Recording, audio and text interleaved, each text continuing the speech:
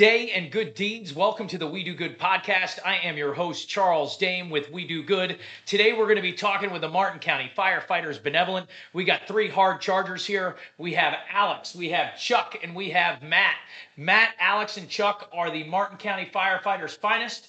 They are going to be here talking to us about events that we're hosting together, events we host alone, good deeds, Firehouse, tradition, all kinds of fun stuff. So let's kick this thing off. Guys, welcome to the podcast and thanks for coming. Hey, thanks for having us. Yeah.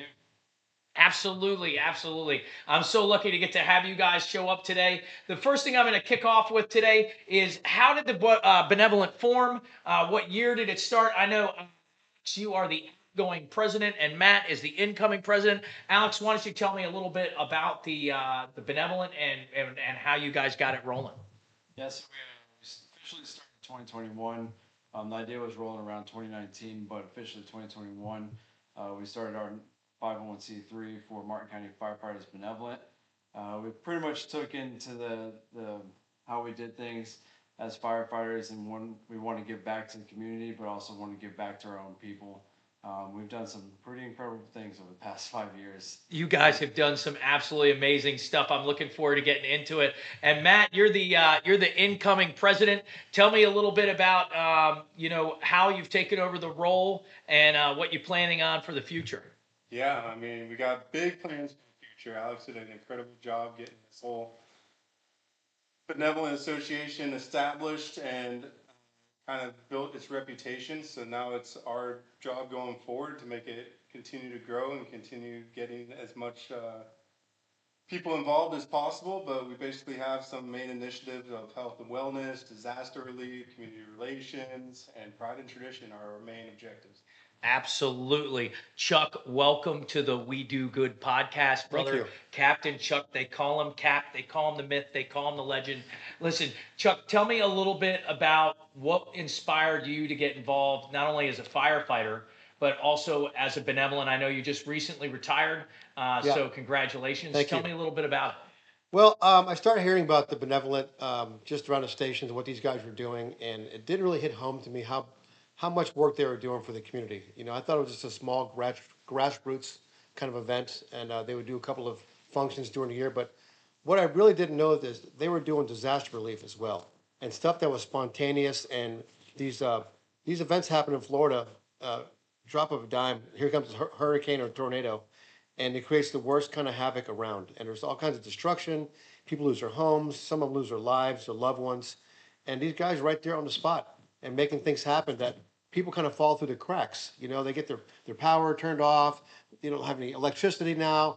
These guys come in there and they try to find out what they can do to make their life a little bit easier while they're going through this tragedy. And that really got my attention. I'm like, you know what? Who are these people going to turn to? And Alex and Matt, these guys are the ones that are out there. I don't think they even slept at all for a couple of days when the last tornado hit the area. And it was very impressive. And when I heard that they were doing this, they seemed like they were shorthanded. I asked Alex, I said, hey, man, I'd like to get involved in this. And they said, man, we'd love to have you. Absolutely, absolutely. I know for me, it's absolutely been fantastic being involved with you guys, getting to do the different things. We Do Good has a 5K coming up. That's one of the missions we have. We have a Golf for Heroes tournament. The 5K is something that we're doing with you guys as a joint venture over the Veterans Memorial Bridge here in Palm City. That's going to be on Vietnam Veterans Day. Going to be an amazing day and event. We're going to celebrate the Vietnam vets. We're going to celebrate their sacrifice to this country and all the things that they did. Have a really great time out there with the firefighters and the community. And then one of the things that we're also going to do out there is together is we're going to do a gala at the end of the year in December, which I'm looking forward to doing with you guys and getting to spend some time dressing up really nice. Yeah. The gala is really cool. That's going to be an event where we take in the name of Scott Newman, which we're going to talk about in a little bit, and we give away scholarships in his name to veterans and first responders kids. So some really cool stuff that's going to be coming up here in the future. So real quick, I wanted to get a chance to talk to you guys a little bit about some of the things you've had happen while you were out on the job sites or things that you did here recently as a Benevolent. And one of the things that comes to mind is a disaster that just hit us not too long ago with that giant tornado. So Alex, why don't you cover a little bit about what happened and some of the things you did? So yes, we as firefighters were there for a a lot of the emergency itself, we actually had to mitigate and do search and rescue and start working with certain groups within Florida. And what was very interesting is the aftermath of it. Is once we saw where the disaster was and where all the havoc was, we went in and we've talked with all of the neighborhoods and saw where where we were needed the most. And so once we did that, is we've kind of found that New Monrovia and Manatee Creek, and all those areas over there were just the spot we needed to kind of focus on. And we've organized chaos. Is one thing we always try to do as firefighters. Is we make sure that we go in and we try to create this chaos that's happening and trying to bring it back to normalcy for those that were affected by it. So the first thing we were able to do is we went straight to all of our other nonprofit organizations. We met a lot of new nonprofit organizations that came in to help us. We were not the only ones with this. We could have Elevate Hope did some amazing stuff. Is that correct? Oh yeah. Right, Rena over at Elevate Hope. Yep, Rena was right there with us. She ended up becoming kind of our person to go to help with housing. The housing crisis was within those areas was tremendous to where we needed her, and she came in right there helping us wherever we needed. So she was my first contact on that. The amenities to get clothes for people that lost all their clothes, pantry foods, housing, whatever we asked from her, she was right there with her. Her and her organization was right there helping us out. Save Our Salerno came together with Castro Tools, and they got us all the tools we needed, from chainsaws to dump trucks to whatever it was that we needed to clean up those disaster areas. They were right there with us. Yeah, I remember a particular individual that was out there, no names being mentioned, but he was a United States military member. And I know you had contacted me, and we had a chance to see what had happened at his home and with his vehicle and everything else. And you guys actually went out there that same day and cut like branches out of a tree that were like, I'm going to say 100 feet in the air, might have been like 30 feet in the air. But, I'm a podcast host, so I'm allowed to embellish just a tiny bit. But I know it was high and that he couldn't do it. And it was amazing. You guys came out right that minute. Who helped you guys out with that? So it was a gentleman within there. He pretty much came out with his bucket when it was able to go up. Because the one thing we noticed too is that all the federal government came in certain areas to help with what they can. It became to where the local community came together to help each other see where the dangerous portions were of that area. And that was one thing, is that his kids was around the house, like a bunch of stuff. They were able to still kind of live in it after we were able to put tarps up and all that good stuff. But it was dangerous to the point where we needed to cut those down because they're splinters. So it was just gonna Absolutely. Right. So and that was just a big thing, be able to come together with you and be able to get those funds to actually help them with cleaning up the area around their house, but also with some stuff financially with them as well. It's absolutely amazing what we've been able to do together here in this community. Not just between our two organizations, but like you said, there are so many good, positive organizations and nonprofits here on the Treasure Coast. I get goosebumps when we start to talk about them. They all fulfill different roles. They all do different things. But man, when things get crazy and there is a time where this town needs help, the Martin County Firefighters, Benevolent, and the local NGOs here in the area, we definitely rise up to the cause, and we do some good stuff. So switching gears a little bit, I'm going to go through a list of the different big events that we have coming up. I'm going to go over the ones together. So the first thing I'm going to talk about is the WeDoGood 5K. That's over the Veterans Memorial Bridge. I touched on it briefly. That's going to be for a Vietnam veteran. We're going to give away some money to that Vietnam vet and their family. So in that, I know Chuck, you've been working really hard with Terry Terrell from our organization to get some things together and figure out how we're going to do it. So tell us a little bit about this event coming up for me. Yeah, I spoke with Terry. She's really great. She's all in on this 5K. A lot of stuff going on behind the scenes. So we offered our assistance to help out with some drinks and some nourishment for the runners. help establish the routes and water stations and things like that. So I can't wait to work with her on this one. This is gonna be my first time working with her, but she seems to know a lot about it, and I can't wait to help her out. Yeah, she is an absolute motivator when it comes to running. She is fantastic in the community, and she cares a lot about the 5K and the Okay. runners and things like that in the community. So if you're in another running organization and you get a chance out there, you meet Terry Terrell while she's out there, say hi to her, thank her for what she does, because she does amazing and great things. Moving on from the 5K, I'm going to throw it in a completely different direction. This is an event you guys are doing by yourself. Now, look, I remember this event from 20 years ago. I came here visiting my parents. They were building the Monarch Country Club. And I came to visit them, and I was like, man, what is there to do? They're like, well, there's this haunted house. You should take the girls. I was a single dad. I had 2 daughters, raised them on my own. It's Halloween time. I'm like, well, this sounds great. She said, you should take them to the fairgrounds. The firefighters have a haunted house. And we went to that haunted house, man, and that thing was absolutely awesome. So, Chuck, if you would, real quick, tell me Sure. from back in the day about the haunted house and what you guys are doing with it. Well, basically, it was like a challenge. Like anything we do at the fire station, we always challenge each other, and we know, let's do our own haunted house. Something we needed. And so they started just brainstorming and saying, what can we do to make this really good? So we all had different areas inside the warehouse, and we're going to have different stations. So we had to plot this whole thing out, come up with designs, concepts, all these different things, the special effects, and we'd actually try them out on each other. And we'd actually scare each other too. So once we realized this was the great, the fear factor we were looking for, then we could turn over to the audience, and when they came through, we knew it would work. This is going to scare them enough. Right. This one's perfect. We got to actually draw back a little bit too. Sometimes they're a little bit too scary because there was youngsters coming in too as well. Yeah, you got to make sure that the event is always good and it's family friendly as well. And this one will be again when you guys get going with the Halloween again this year. So, Alex, if you would tell me a little bit about it and when that thing is kicking off. Do you know? Yeah, so it was originally it's kind of slowed down. So what we're doing now is because we've recognized that over the years, people are still asking for this haunted house. It was everywhere I could see on Facebook. Every year, someone was asking, "What's there to do around Martin County for Halloween or around the Fall Fest type stuff?" And they would always talk about the Fright Fest that the firefighters always put on. So we came together again. We came with Cap over here and also Captain Emerson. We came and talked to them, and they were all for it. And a lot of other people who are retirees are coming out of the woodworks want to help us out. And this is pretty much going to be throughout the month of October. We're probably not going to do anything around Halloween time due to the sheriff's putting on their trunk or treat. So we are going to be doing it every weekend throughout October and see what we can do from this. It's not going to be just Fright Fest. We're going to do some fall festival type stuff, and it's going to be a great time. That's usually awesome. And if those of you that are watching the podcast, you haven't been able to tell so far, we do have a little furry critter that seems to be walking around the cage. So every once in a while, you might see a tail or a little bit of loving.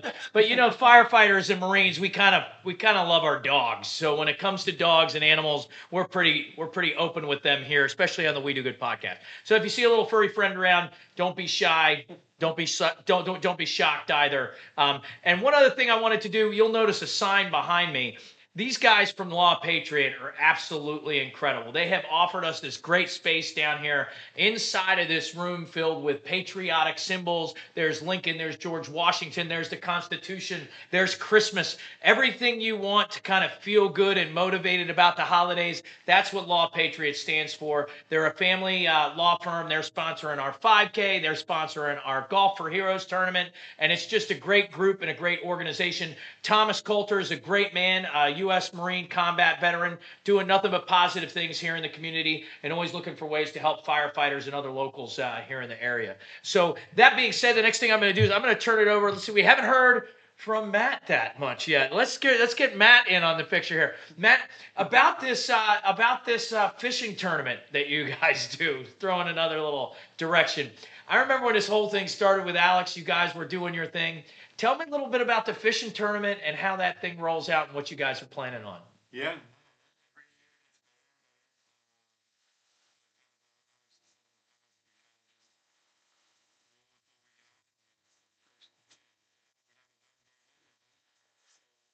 Every year, really excited because it's going to be the best of the best. Um, just because we have new processes, new systems, the systems are going to be much better. Because Oh, systems. there it is. Systems. Oh man. All right. So listen, we don't usually talk about this on the We Do Good podcast. It's a minor of a secret, but not overly. Aside from helping and doing good deeds, I have a for-profit business, and that's called We Do AI. We Do AI is a systems-oriented business. We do all kinds of AI stuff. But when it comes down to it, one of the things we're really passionate about is helping in the local benevolent organizations. So we have a reduced rate, a special fee. We do things just right on par for them. We create these systems that allow them to do everything from fundraising to managing their teams to doing training to help with mental health, to carry on different types of events, social media, so on and so forth. If you would, Matt, tell me a little bit about We Do AI and the systems that you guys are using. Yeah, we're excited. It's been going with it.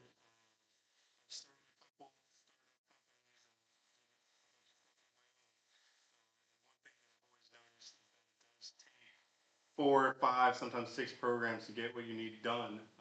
We Do AI is an awesome program because it keeps everything in one system, whether it's website, editing and marketing, the communication side, it brings in AI to the systems to help filter out some of this stuff.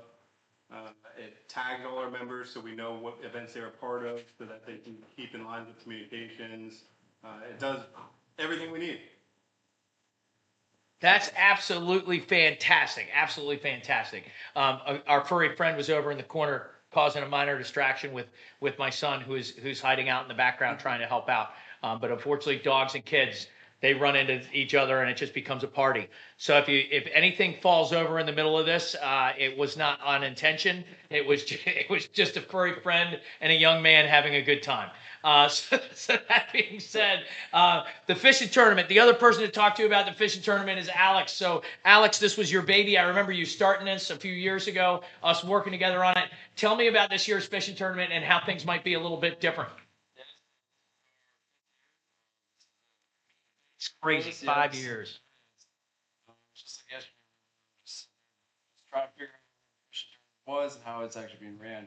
And so over the years of knowing that how our waterways are probably some of the best fishing around, and we were like, okay, this is the perfect time to do it for trying to find a bigger event. So this year is because it is our 5th year, we're bringing a lot more bigger sponsors through. We're trying to build out the tournament itself to where now instead of being one day, we're actually making it a shift friendly tournament. So now we're doing 2 days. So we're doing a captain's meeting on June 12th, and then also on June 13th and 14th will be 2 separate tournament days, with the main tournament day being on that Sunday.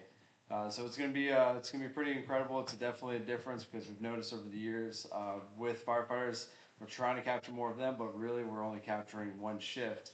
Now we're able to capture multiple shifts and try to get more of our own first responders in there, as well as the community that's been there right with us this entire time. That makes total sense. Absolutely. Shift work is difficult work, and especially for firefighters. I know for our golf tournaments and things like that, and especially we have a Golf for Heroes program.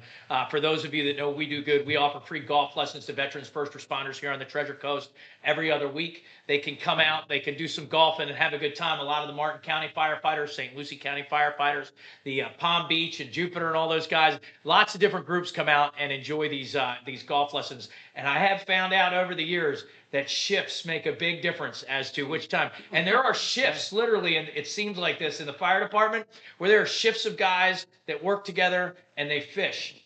And there are shifts of guys that work together and they golf. And there are shifts of guys that work together and they play softball. And there's just these shifts, and they're all kind of somehow migrate onto the same shift. So it's important with this to make sure that you're able to capture them across all 3 days. That's really, really great that you guys have taken that into consideration and moving that forward for this year's event. For sure.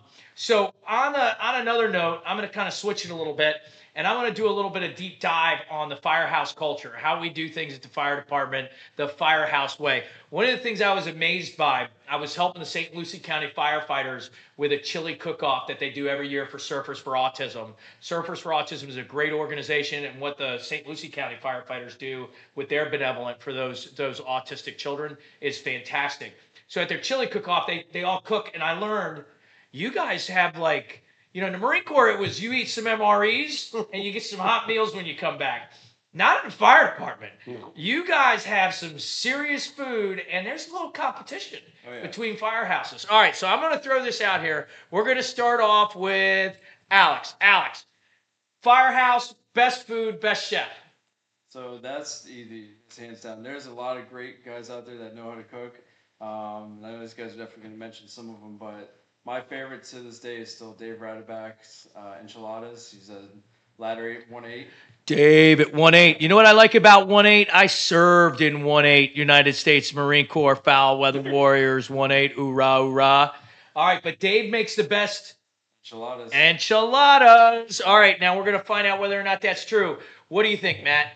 Who best firehouse, best station? Who makes the best food? You throw it out there. Yeah, it's funny because everybody has their own thing. It's something that we actually try to promote for all the new guys. Two good recipes when you are tasked with making dinner.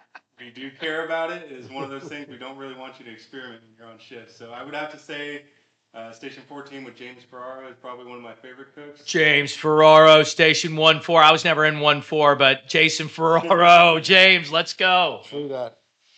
All right, and now Chuck, who we got? All right, so for me, it's a little different. When I came in, I've been doing this about 35 years altogether now, and I didn't have that many meals under my belt that I knew I can cook really well. But I did have one, and my mom taught me, and it was her empanadas. Uh-oh. So I started making these things at the station, and the word got out little by a time. Before I knew it, I was floating back then, so I was going to all these different stations, and every station now knows how to make my mom's empanadas from scratch like I do. And so my shout out to That's and awesome. I tell you, and even people that are retired actually come to the stations. If they hear we're having them that night, they'll show up, almost with a plate in hand, waiting to get an empanada that night with the crews. Where's my empanadas? Yes, it gets like that. So my mom's really proud to see how much people really love their cooking and stuff, and made her really proud. And I gotta tell you, it's one of my favorite meals to this day. That's absolutely fantastic. The other things I know we love to do at the Firehouse is we love to do good deeds, right? Firefighters are a unique breed of people. You all join in order to do things that help people. You generally go out, start your day, and finish your day with trying to give the best intentions and help somebody in their life have a better life, live a better life, or save their life, literally. So that being said, let me throw this out there for good deeds, right? Because we're the good deed organization, right? What at the Firehouse? Give me one small act. Let's start with Alex. One small act that you've seen from one of your firefighters, one of your group, that you would say you want to call out and recognize here today. So small acts, so every day, no matter what, it's just not even one specific person. A lot of our guys, they go out and they want to do the best for the community. It always goes back to how can we serve our community, and it's that the day when for the tornadoes, it's just seeing our community come together, seeing our firefighters come together. I mean, it was weeks on end that we were dealing with just to clean up alone, and then even years on end trying to help out with for housing and stuff like that. And we're still working with some of those individuals, but honestly, it's always hard to pinpoint specific little things. It's our guys and girls are doing incredible things. I can't even remember the number of tornadoes it was either. It wasn't like it was one. No, it was like 10 or so. It was a crazy number of tornadoes that came through here all at once. Yeah, that was absolutely nuts. That's a pretty good one. That's a pretty good one, Alex. All right, Chuck, what do you got? So besides going there for the calls that we get and help the people, of course that's our primary mission. But sometimes we actually get phone calls from people that just are lonely or despondent, and they just want someone to talk to or even hold their hand. And they're afraid. They're living by themselves now. They lost a loved one. They don't know who to turn to, and they know we're going to come. They dial 911. They're not feeling right. We'll just sit there and talk to them and try to see if we can help them out some way. And the good thing about firefighters is a lot of them have like trades they do on their days off. And if they see something that needs to be done, they'll offer that service for free and say, we can come in here and fix this carpet. I can take this, paint this wall for you if you want, just to help them out, give them a little bit of hope. So we've been on calls where we've actually finished cooking their meals for them. We've made some cookies for them, for the kids, while their parents are getting transported. What? The engine crew will stay behind and finish off whatever they were doing while the ambulance crew goes to the hospital and takes a loved one there. So we'll actually wait there for a while and finish up what they were doing. And no one even knows we're doing this. This is kind of like Yeah, I didn't even know you guys did that. Yeah, and I mean, it's been crazy for me. You guys have come to my house. You guys have saved my dad. You saved my mom before they passed away here Awesome. locally in the area, just so you know. So on my end, I've seen you guys come in and just do amazing things. Right. But I had no idea. You know, next time I'm gonna leave my house a little extra dirty if I have to call y'all. Hopefully, Fold I'll be your like, laundry look, in. look, you guys mind? You guys mind? We don't Okay. mind. That's awesome. It's all good stuff. That's awesome. And All right, and then Matt, go ahead. What's yours? Yeah, just to kind of piggyback off what Chuck was saying, I think one of the coolest things that I started seeing really work out for us as a benevolent is our department is starting to understand what we do. And recently, there's been a couple calls where our crews responded to, and then felt as though the family was down or could have used some additional assistance, and they would ask them if they'd be willing to accept some help. And those crews would come to the benevolent and ask, like, hey, this family's really down, is there anything we can do? And we've started multiple event fundraising or GoFundMe's or different just support events in order to help these guys. So again, our guys are really awesome with how much they care about our community, and then where we can jump in and assist them is something really to be proud of. Yeah, that's absolutely fantastic. I've noticed nothing but that happening. And then let me give it back to Alex. I know he's got one more thing to say about these good deeds because man, they do so many of them. Yeah, no, it's been awesome. Just over the years, I've done about $50,000 worth of distributions.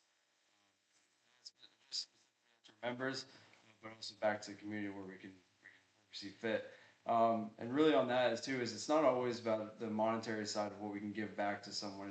It's about the helping hands, or it's even we've done meal trains where we've gathered a lot of people coming from either our community, our families, to even ourselves, to knowing that someone's having a bad day or bad months, and we want to take care of them every night and have something dropped off to them. If it's someone that wants to make a homegrown meal, or if they want to just go Uber Eats out or whatever it is. Yeah. We've done it to where that's also been Uber. Uber.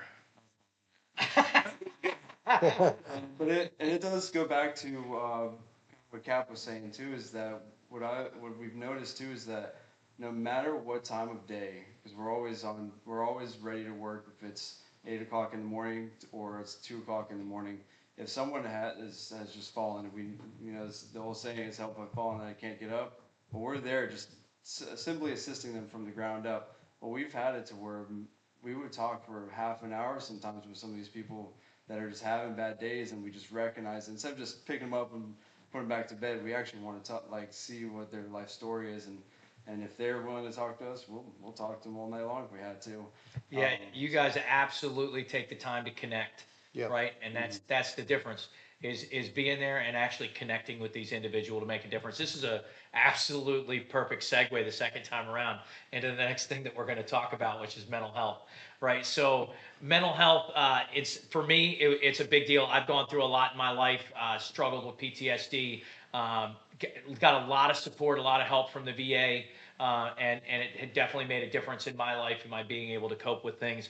I know as first responders, mental health is something that your guys deal with on a regular basis. You guys go to calls, you see the types of things that I saw, in combat zones and things along those lines. So give me an opportunity, or let me take each one of you guys and just kind of go through and tell me what things you know about mental health and what's going on with the organizations. Let's start off real quick. Chuck, why don't you roll us off here, Cap? So one of my biggest events that opened my eyes to what was going on was 9/11. And I actually was there at Ground Zero 3 days after it happened. I was there for almost 2 weeks, digging in the rubble, looking for firefighters and survivors. And I worked with some of the toughest firefighters in the country, probably in the world, FDNY. And the bus would come pick us up, middle of the night. Our tour would start about 11 o'clock, 11:30. By midnight, we were on Ground Zero, and we were doing our searches. And on the way there, you would hear these firefighters just silently crying to themselves, knowing they're going to go look for their loved ones, their friends in the firehouse that haven't returned yet. And it was the most emotional thing I've ever seen these guys do, because they're going out there to try to hope against hope that they're surviving and they're alive still, and they're going to put everything they can into this. So when I saw that, you know, I knew this is going to be a long-term effect on the whole country, but these individual firefighters are going to have it the worst because this is where they live, this is where they work for the rest of their lives. This is going to be their backyard, and that was a huge, huge event. It was catastrophic, and the toll started shaping. You could see it happening because people were having problems now. Grown firefighters that have been doing this for years now became silent, stoic, withdrawn. They started having dependency problems and family problems at home, and it just kept snowballing from there. So, you know, we get trained to go to these catastrophes all the time, but these calls are cumulative. So the more that you go to these things, the harder it gets. But when you have one big event like that, you can't train people for that. This was brand new territory for us. This was the largest ever attack on U.S. soil, maybe Pearl Harbor, something along those lines. But that's what got me focused on how is this going to affect me now? Because now after 2 weeks, I'm coming back home, and I can start feeling some things inside me as well, like a certain smell or a sound will bring me right back to that moment. Absolutely. And you know, as a Marine, you know those things, they stay in your memory bank, Yeah. and you learn how to process it and make you stronger and a better fighter, and you know how to deal with it and put it away somewhere where you can use it when you need to. But it's always there. The problem is these calls stack on top of each other, one after the other, and that's when you really need to be honest with yourself and say, I need help. I need to talk to somebody. Well, fortunately, now the fire service has come a long way, and they're starting to recognize that, and they're offering a lot more assistance early on before it gets to that point. Chuck, I just got to say, man, thanks, brother. You're welcome. That was deep, serious stuff that hit me square in my chest. So It was an honor. thank you for what you did. Thank you for your service. Thank you for going up there and being a hero Thank you, brother. on that day, 9/11. That was crazy. Thank you, man. And God bless you. I hate to, now have to turn it over to Matt to lighten things up. But so Matt, your turn. Yeah. Follow that. What's Well, the only way I can follow that is explain what we're doing next. Absolutely. Let's go, So brother. that's what we're here for. Is Chuck kind of mentioned it a little bit with the whole like people were stoic. We're in new times now, and where we're at this point for mental health is really focusing on being approachable, making sure that people understand that things don't have to escalate. If it's something you just need to talk to somebody, that's all it has to go. And if it is something that needs to escalate to further help, then we have programs. And that's kind of the goal, is just to make people understand that we're just here, we genuinely care, and that you should just speak up if there's something that's bothering you so that we can hash that out. Absolutely. Absolutely. Alex? So yeah, I mean, so we're a very resilient bunch of people. Like no matter what we do, is we just answer the call and we just kind of just go there, do what we need to do, and then go home. And we run another call immediately after that sometimes.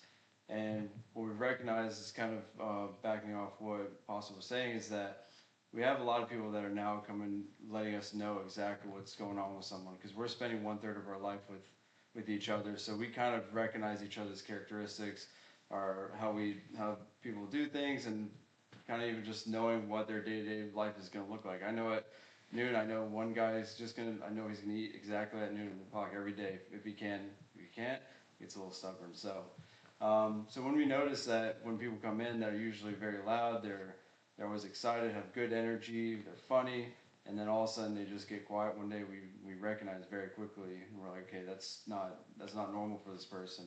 And it's where we kind of take it and say, okay, I'm gonna have a quick conversation with them. If it's either at the coffee table, if it's at the picnic table, wherever it is, we'll just kind of have a general conversation. And what we've noticed over the years is that we are starting to become a lot more, I believe, trusted with some people, to where they'll actually reach out to us. And You're let talking us know. like peer to peer, right? Mm-hmm. Yes. To Yeah. where if someone recognizes something might be going on with someone, and they say, you know what, hey, why don't we bring the Benevolent in, or why don't we go to our peer support through our department, and we are the ones actually drawing people out for more help instead of just saying, I just deal with it because we we will go down, and especially a lot of us that live locally, no matter what, we go on calls that will be with us forever because it's a constant reminder as we're going through town, and I'll reach a certain point in Jensen Beach where I'm like, I know exactly what happened for this call. It was something that was traumatic, and it's something that I'm going to sit there and remember. Even if it doesn't affect me a bunch, I know that I'm going to keep hitting that one spot because I live right there, and it's going to keep bringing up that Pass it reminder every day on the way every home, day, right? just a reminder. Yeah. And what I've noticed too is that there's because Matt's in our peer support group, and he does a great job with speaking with people. And even Cap here recently, we've had someone that needed help, and he spoke with them for hours on end to just make sure that they're okay, and they got through with just that moment of this is how stuff is going bad. And just took a class recently that this lady spoke to us, and she said a lot of it's PTS that we're going to be dealing with. No matter who you are, you're going to be dealing with PTS. It's a post-traumatic stress because when we're dealing with something that normal human beings should not deal with on a day-to-day basis, we're going to have those stressors. Our sympathetic nervous system is going to kick in, and we're going to it's our fight or flight, and we're just going to fight every time to go through it. Yeah. But then if we don't organize that chaos in our mind, and we don't categorize it, and we don't recognize the symptoms, that's when it, over the years, or as they always say in the fire service, every call you get, it starts filling up your bucket until a certain point it just overflows, and it could either be through some type of usage issues, it could be mental issues, like there's a bunch of stuff that starts happening. So our main thing as a Benevolent is we want to kind of stop people in the tracks when they start having those stressors continuously turn into a disorder. Absolutely. And the direction you guys are going and the process you guys are going through to get there, it's the way to do it. I've gone through a lot of that help, a lot of the different things with the VA. A lot of the things they were doing when I first went in were wrong. I can tell you, the guys we really owe it to are the Vietnam vets. The Vietnam veterans, for guys like me, I see those guys at the VA and everything else, and I'm just like, man, thank you. There would be no peer support. There would be no help at the VA if it wasn't for the Vietnam vets really coming through and doing it. And they stood on the shoulders, right, of the World War II and the Korean vets, right? Yeah. But the Vietnam vets, when they came home, they went through absolute hell when they came back. And for them to have persevered, come out the other side, they're getting the help that they need now finally, and they deserve way more. So I'm glad to be part of an organization with WeDoGood and to partner with you guys where we get to help vets and Vietnam vets like we're going to do on March 29th at the WeDoGood 5K over the bridge. So I'm looking forward to doing that. On another note, I want to talk with you guys about something that's near and dear to my heart. It was the second big event that I did outside of a golf tournament for veterans. I was approached by some guys, some firefighters with the Martin County Firefighters Benevolent about a gentleman named Scott Newman. Scott Newman was a firefighter. He's an amazing man. He was 48 years old. At the time, I was 48. Scott had already passed away. I had had a heart attack at a very young age. And when I found out, they weren't quite sure what happened to Newman at the time, but at the time they had told me, one of the guys told me it might have been a heart attack or something along those lines. Man, it just hit me. At the time, I thought I was in pretty good shape, but from what I've heard, Newman was an absolute stud. So however these things went wrong with him, it was just absolutely horrible. But an amazing man with an amazing mission and amazing personality. So what we did is we got together with you all. We raised a bunch of money at a golf tournament. And then the family was so gracious, the Newman family. They were like, let's give the money away in scholarships to children. Awesome. And what's so awesome about this conversation we're having here today is the Benevolent has decided with us that we're now going to continue that tradition with a renewed gala, and we're going to start that again this coming December in 2026. Awesome. I'm looking so forward to this, and we're going to be giving out scholarships again in Newman's name in perpetuity from now on, and those are going to go to military, veteran, first responder, firefighter, police officers, children that are going on into the trades or to firefighter school or to college. We'll be receiving those scholarship letters on our website. We'll get together as our boards, our board, WeDoGood, and the board at the Martin County Firefighters Benevolent will convene. We'll go over those, and we're going to award some scholarships that are really cool gala and help some children further their future. So I'm really looking forward to that. Chuck, if you do me a favor, tell me a little bit about Newman, what you remember of him and serving with him. Well, that guy, he was one of the most fit guys I ever knew, and his training was legendary. I mean, he would make it to where he would tell you when to stop and when you had enough. You couldn't tell him when you were, that's it. No, it's like you got plenty more left. And he would take you to the edge every time. And the reason he did that, because he knew you can push a little bit further. You have one more step in you, right? You can't do one more step. That was Absolutely, his Devil famous Dog. thing. And I think he was a Marine, wasn't he? Wasn't Newman a Marine? He No. was? I thought he was. No, but he could have been a Marine. I really think he could have. That's for absolute Yeah. sure. He That could have guy- he could have passed on the yellow footprints. And Dude he- was a stud. He exemplified what it meant to train and be ready. And he meant physically, mentally, all the way around. You know, there was no room for error.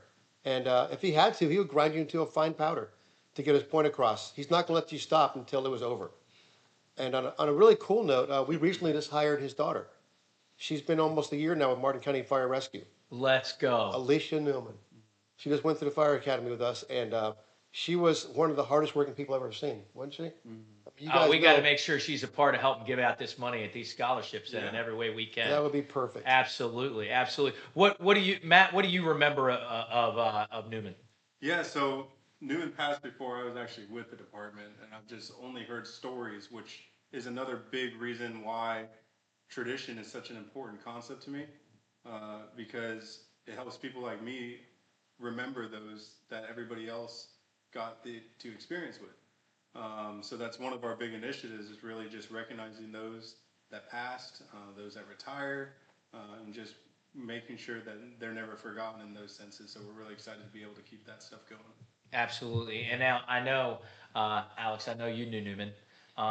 You can tell me a little bit about that time. That time you got one. Yeah, so I was very fortunate enough to actually, when I got hired on, I went with my FTI up in Station 16, which was his Station 16 B shift, and I met him there, and I was just in awe with how much energy and how much he just loved the job. He loved his family. There's so much stuff about him that I saw, and I built myself onto knowing how he was, and he was just an incredible person. Again, every time we would go on a call or if we're back at the station, he just had such high energy, and he was just never stopped. And that was kind of like where I'm always at. So I don't sleep. I'm always going, and I always look at the time where how he was, and it's very fortunate that I got to meet him and I got to kind of get to know him. And a lot of the guys were just heartbroken when he passed away.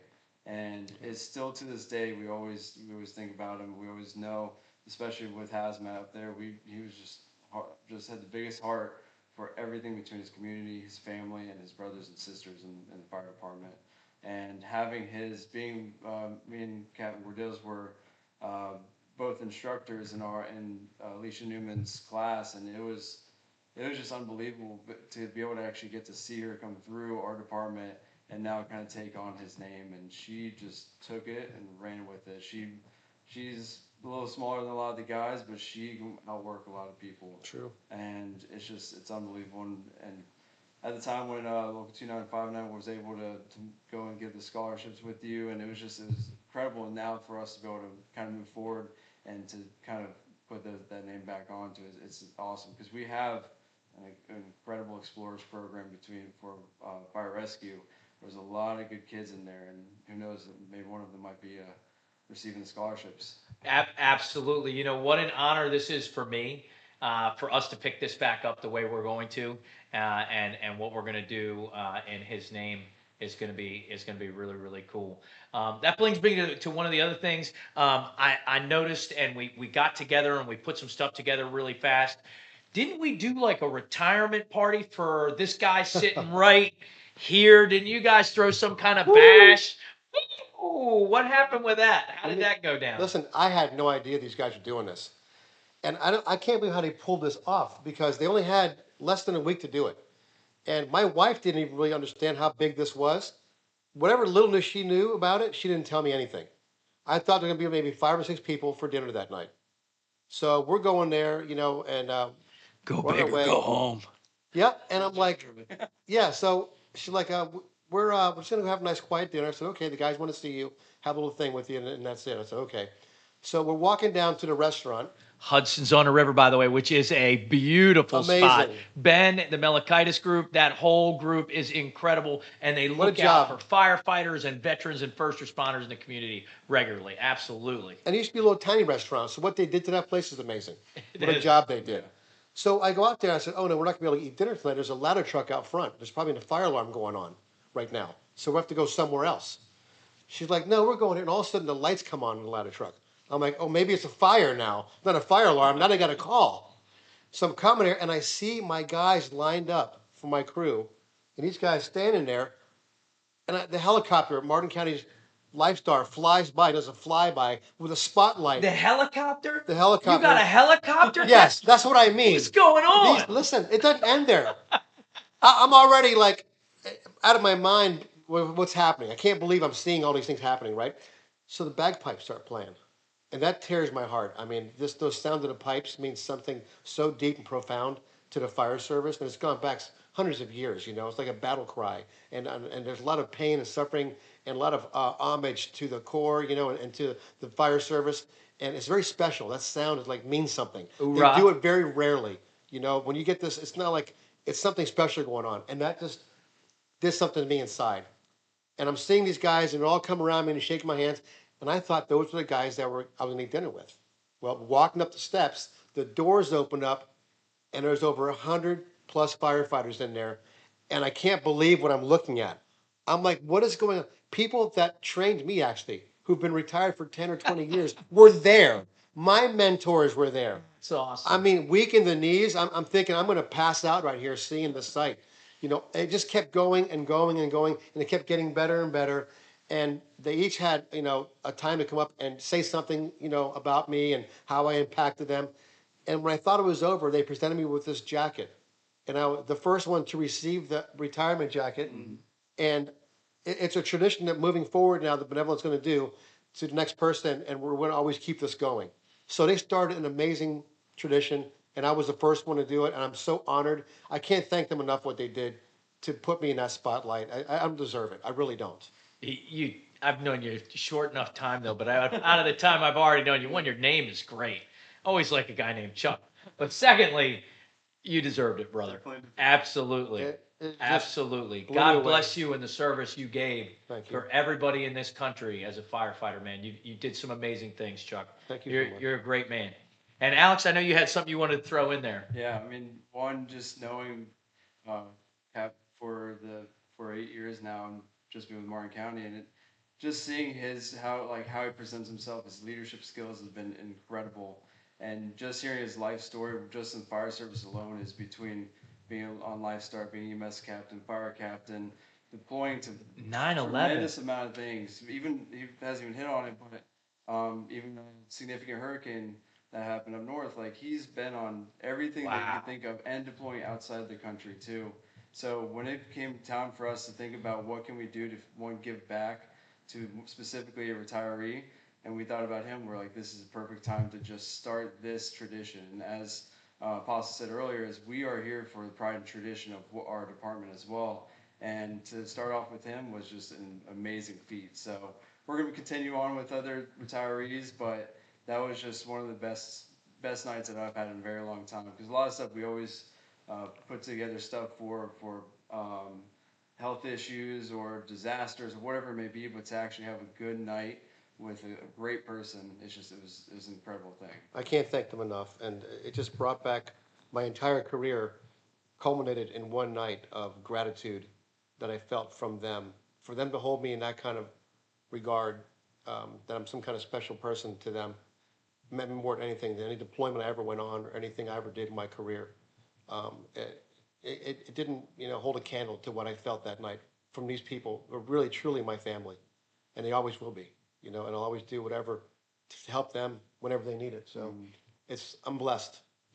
We're all blessed, and you're right, you are, absolutely, and we're blessed to have you, Chuck. There's no doubt about that. Gentlemen, what a great way to wrap this up. Absolutely. Wait, we can get that in there real quick. Little brotherhoodly love on the couch there. Although I noticed Chuck's arms are in a little bit better shape than the younger guys. Just throwing that out there. But so listen, what a great way to finish this off on this Christmas season. Again, thanks to Law Patriot for having us out here in their office. My name is Charles Dame. I'm the host of We Do Good, and thanks again for being with us. Don't forget to go out there and do one good deed. Be kind to those. Be kind to one another. We look forward to seeing you at all of our events throughout the year this year, and appreciate your time, and we'll see you the next time on the We Do Good podcast.